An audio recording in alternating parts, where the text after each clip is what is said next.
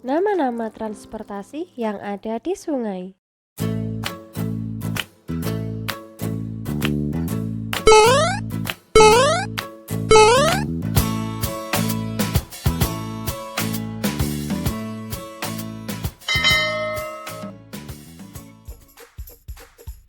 Rakit atau getek. Rakit merupakan transportasi sungai sederhana yang terdiri dari susunan benda.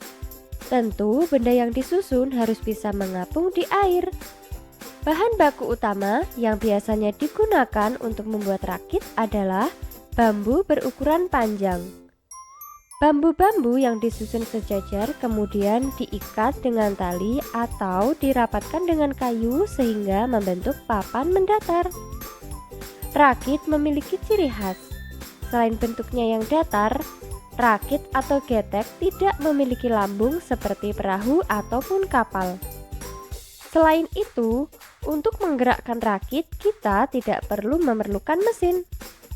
Ia bisa digerakkan dengan mendorongnya menggunakan sebuah bambu panjang yang didorongkan melalui dasar sungai. Cara tersebut digunakan untuk sungai yang relatif dangkal dan memiliki arus tidak deras. Untuk sungai besar yang memiliki arus deras, rakit bisa digerakkan melalui seutas tali. Tali dibentangkan dan diikat pada sebuah tiang atau pohon yang terletak di ujung-ujung sungai. Melalui tali itulah pengemudi rakit bisa menarik tali supaya rakit bisa berjalan. Hingga saat ini, kita masih bisa menjumpai rakit sebagai transportasi alternatif yang murah biaya untuk menghubungkan desa satu dengan lainnya yang terpisahkan oleh aliran sungai. Sampan. Banyak orang menyebut sampan dengan sebutan perahu.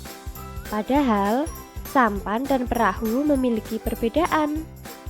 Sampan memiliki bentuk yang lebih sederhana daripada perahu. Sampan memiliki dasar yang lebih datar, sedangkan perahu memiliki dasar yang lebih cekung. Berbeda juga dengan perahu. Sampan ternyata tidak diperuntukkan untuk berlayar dengan jarak yang terlalu jauh, karena alat penggerak utama sampan hanyalah mengandalkan dayung. Karena bentuknya yang relatif kecil, sampan umumnya hanya bisa mengangkut 2 hingga 8 orang saja. Perahu. Perahulah alat transportasi sungai yang paling dikenal masyarakat.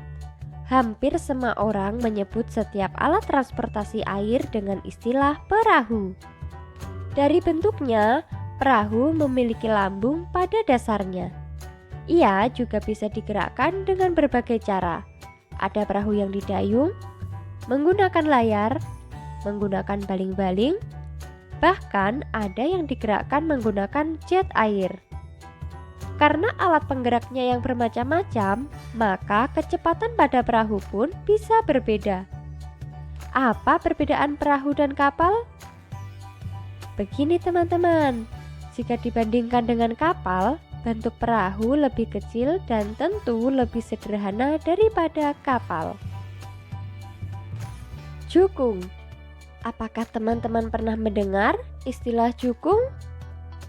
Jukung juga kita kenal dengan sebutan cadik atau perahu kecil. Biasanya, jukung digunakan oleh nelayan tradisional untuk mencari ikan di sungai.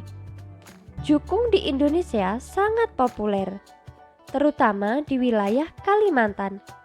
Kok bisa ya? Teman-teman tahu tidak kalau di Kalimantan terkenal dengan pasar apungnya? Ya, transportasi yang digunakan di pasar apunglah contoh alat transportasi jukung itu.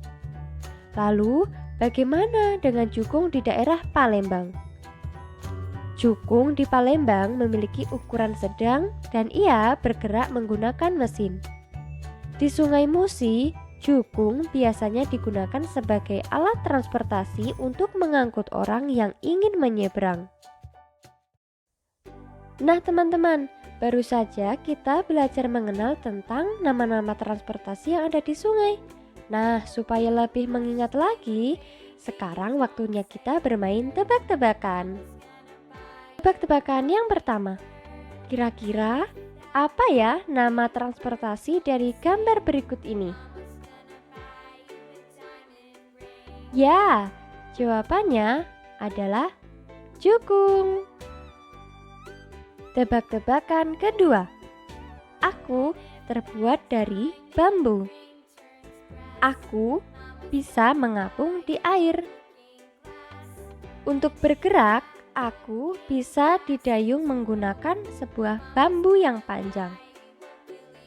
Aku juga bisa bergerak dengan cara ditarik oleh seutas tali. Siapakah aku? Ya, jawabannya adalah rakit atau getek. Baiklah teman-teman, kita sudah belajar mengenal nama-nama transportasi yang ada di sungai. Dan kita juga sudah bermain tebak-tebakan. Nah, masih ada banyak lagi nama-nama transportasi. Yuk kita lanjut ke video berikutnya. Masih bersama channel Gina Edukasi.